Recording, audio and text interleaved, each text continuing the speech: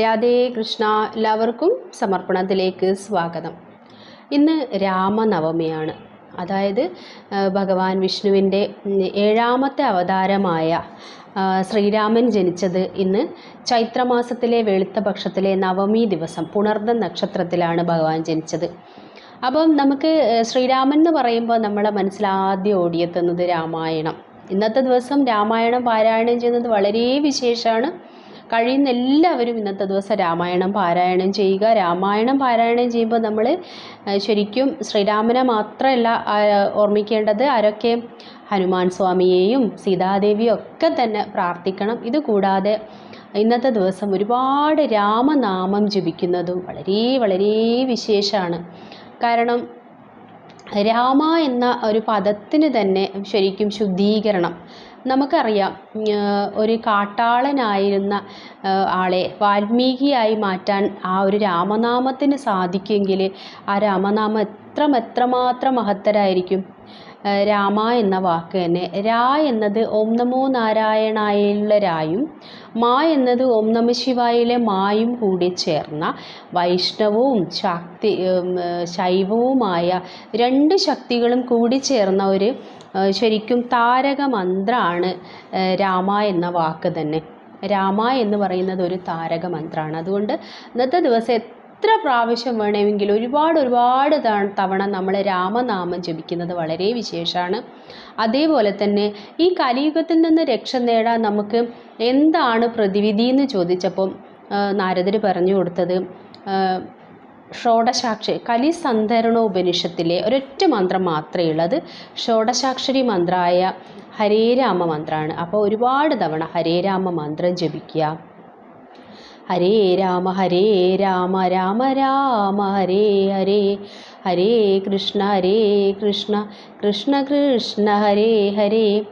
നമ്മുടെ ചിത്തം, നമ്മുടെ മനസ്സ് ശരിക്കും ഒരു സൂര്യനെ പോലെ തേജസ്സുള്ളതാക്കി മാറ്റുന്ന എന്ന് പറയുന്നത്. അതുകൊണ്ട് തന്നെ ഒരുപാട് തവണ ഈ ഷോഡശാക്ഷരി മന്ത്രവും രാമായണവും രാമനാമവും ഒക്കെ ജപിച്ച് ഇന്നത്തെ ദിവസം ശരിക്കും ഒരു പുണ്യദിനമായിട്ട് മാറ്റുക. ഇതുകൂടാതെ നമുക്ക് രാമൻ എന്ന് പറയുന്നത് ശരിക്കും ഒരു പുത്രൻ, ഒരു മകൻ എങ്ങനെയായിരിക്കണം, ഒരു അച്ഛൻ എങ്ങനെയായിരിക്കണം, ഒരു സഹോദരൻ എങ്ങനെയായിരിക്കണം എന്ന് നമുക്കൊരു മനുഷ്യൻ്റെ ഒരു ഇത് വെച്ചിട്ട് നമുക്കൊരു വരച്ച് കാണിച്ചു തരുന്നുണ്ട് രാമായണം. ഒരു ഭഗവാന്റെ, ഒരു ഈശ്വരൻ്റെ അത്ഭുത വിദ്യകളോ പരിവേഷങ്ങളോ ഒന്നുമില്ലാതെ ശരിക്കും ഒരു മനുഷ്യൻ എങ്ങനെയായി ജീവിക്കണമെന്ന് കാണിച്ചു തരുന്നുണ്ട്. ഒരിക്കലും ശ്രീകൃഷ്ണൻ പോലും പറഞ്ഞിട്ടുണ്ട്, ഭാഗവതം പിന്തുടരൂ, ശ്രീരാമനെ പോലെ ജീവിക്കുമെന്ന്. അത്രയും മര്യാദാ പുരുഷോത്തമനാണ്. ധർമ്മത്തെയും സത്യത്തെയും നീതിയെയും ഒക്കെ തന്നെ ഒരണുവിട പോലും മാറി ചിന്തിക്കാതെ നമുക്ക് ഒരു രാജാവ് എങ്ങനെയായിരിക്കണം, ഒരു മകൻ എങ്ങനെയായിരിക്കണം, ഒരു പുരുഷൻ എങ്ങനെയായിരിക്കണം എന്ന് നമ്മൾ പോലും, ഒരു ഭർത്താവ്, ഒരു പുരുഷൻ ഇങ്ങനെയായിരിക്കണം, ഒരു സ്ത്രീയെ മാത്രം ചിന്തിച്ച് ജീവിതകാലം മുഴുവൻ കഴിഞ്ഞ ഒരു മനുഷ്യൻ, ഒരു ഭർത്താവ്. പക്ഷേ സീതാ പരിത്യാഗം ഉണ്ടായത് പോലും തൻ്റെ പ്രജകൾക്ക് സീതയുടെ മേലിൽ ഒരു അപഖ്യാതി പോലും പറയാൻ പാടില്ല എന്നുള്ള ശ്രീരാമദേവൻ്റെ ഒരു നിർബന്ധം കാരണമായിരുന്നു. സത്യത്തിൽ അതിൻ്റെ ഒരു ത്യാഗപൂർണമായൊരു ജീവിതം. വേണമെങ്കിൽ രാമന് വേറൊരു വിവാഹം കഴിക്കാമായിരുന്നു. ദശരഥന് പോലും എത്രയോ പത്നിമാരുണ്ടായിരുന്നു. ആ കാലഘട്ടത്തിൽ ഒരു ബഹുഭാര്യത്വം ഒരുപാടുണ്ടായിരുന്ന ഒരു കാലഘട്ടത്തിലെ ഒരു മഹാരാജാവായിരുന്നു ശ്രീരാമൻ. എന്നിട്ട് പോലും ഒരു സ്ത്രീയെയല്ലാതെ വേറെ ആരെ പറ്റിയും ചിന്തിച്ചില്ല. സീതാ പരിത്യാഗം കഴിഞ്ഞപ്പോൾ പോലും തൻ്റെ മനസ്സിൽ സീത മാത്രമേ ഉണ്ടായിരുന്നുള്ളൂ.